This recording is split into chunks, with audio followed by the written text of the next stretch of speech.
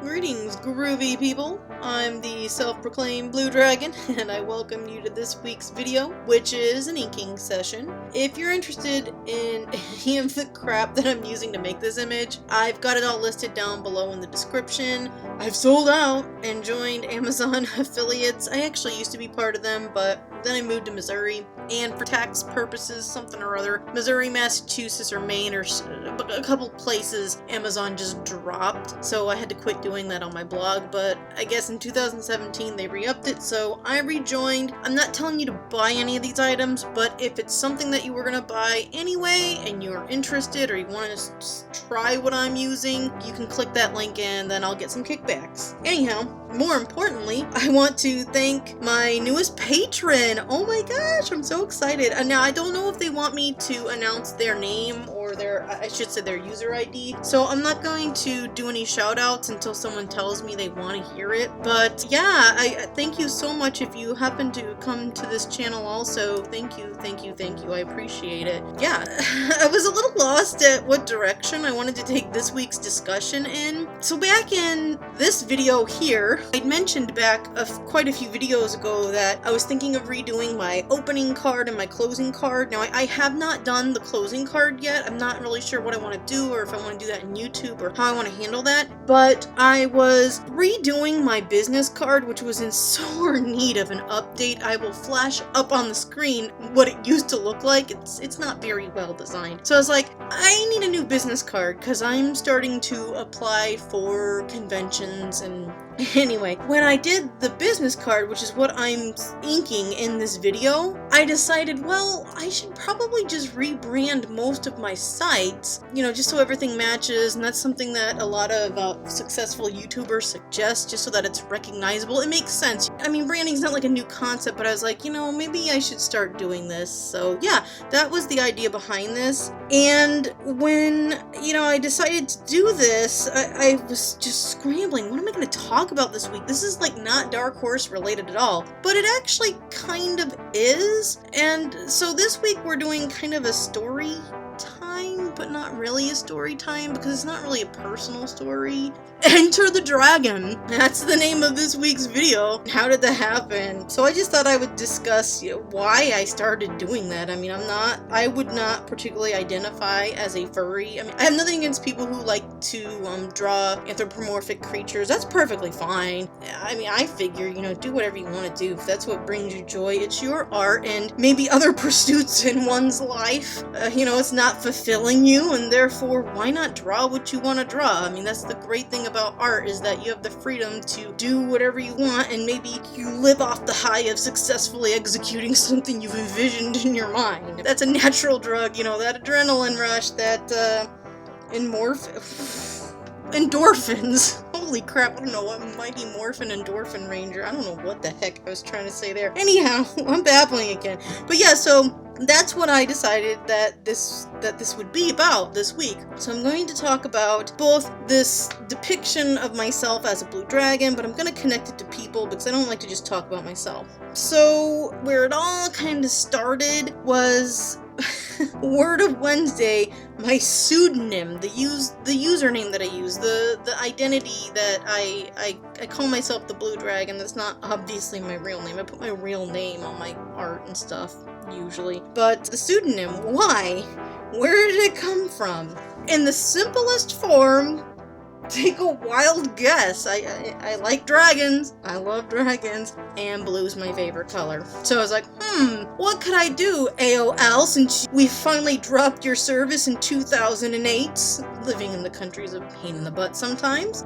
I digress. But, you know, I could no longer have my Ashleen Dragon AOL account, because at that point, if you dropped it, they either weren't letting you keep it, or I didn't realize you could keep it, so I waited too long, and yeah. Anyhow, I had to get a new email, so I got the Hotmail, the Blue Dragon. So the first thing it started out with was the pseudonym, the Blue Dragon pseudonym. I have done self-portraits, I've done realistic ones, I've had to for classes, and also drawing yourself is easier than making somebody else sit there for like hours on end while you try to charcoal things out and make it look good. But this actually came about from something that inspired me from manga. I love manga so much. I mean, in our culture, I feel we really, it's a really great give and take between the two cultures because we inspire each other. I mean, there's a lot of authors that I read, like Murakami, actually two Murakamis. I read Ryu Murakami, who did this really awesome book called 69, which took place in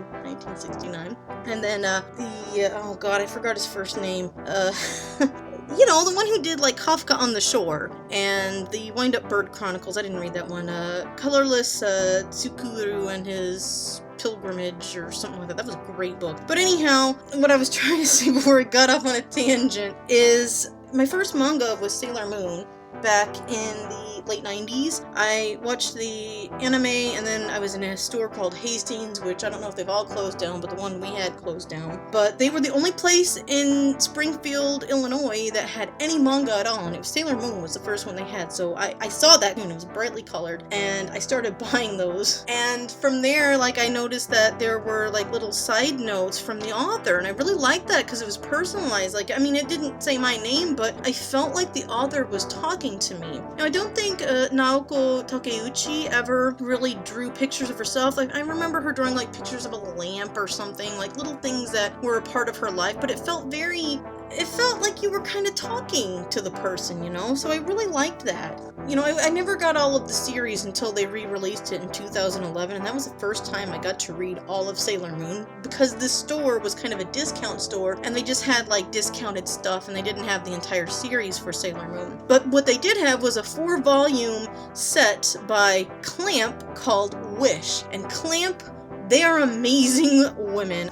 In this Wish manga, at the end of it, they had little stories, you know, talking about the characters would interact, but they also had anthropomorphic depictions of themselves interacting with the characters that they wrote and they drew. So that's really what inspired me. I was like, well, I'm not, like, I am certainly not someone who is ashamed of the way they look. I really don't. I mean, I'm happy with how I look. I pretty much look the same aside from aging all these years. I've not cut my hair since my sister's boards in the 90s, and I'm never cutting it again short because I just like long hair. But I mean, I like taking pictures, but I recognize that when I see a group picture, what I personally do, I mean, I'm sorry, I'm a little arrogant. I look for myself, and I look for my friends, and everybody else in the picture, I mean, yeah, I might look at them to see if they're wearing something cute, or, you know, if I know, you know what I mean? But usually, I look for myself, and I realize that I'm not the only one doing this. Selfies don't exist because people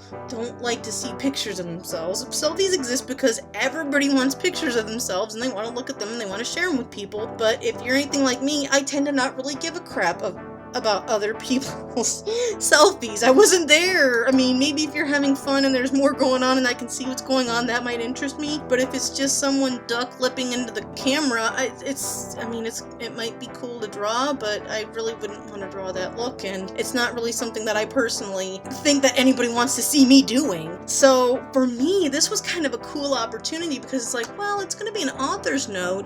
No one wants to see a picture of me, but if I can, like, maybe draw myself, much like Clamp, and later on I noticed that Arakawa, who did the Full Metal Alchemist series, Stray Dog, and there's a lot of other ones that she's done, she depicted herself as a cow because she grew up on a dairy farm, to my understanding. Even in Fushigi Yugi, which was one of the bigger series that I read in college, the author Yu Watase, she depicts herself usually with a mask. Sometimes she'll have, like, a little picture, or drawing picture of herself, but usually she has this mask with hiragana depicting, like, the facial features, like no, mo, and I think hey. So I really like that idea, and I just sort of started incorporating that because maybe someone doesn't want to see a photograph of me, but they're here for the comic, they're here for the art, maybe they like my style. If I'm going to have an author's note, instead of having a picture, just do a drawing, and then I can have different drawings, and I don't have to worry about getting all guzzied up for a photo, which I'm probably not going to get all guzzied up for anyhow. So that was the inspiration behind the whole Blue Dragon thing, and then I've just kind of gone with it and kind of liked, you know, doing the drawing.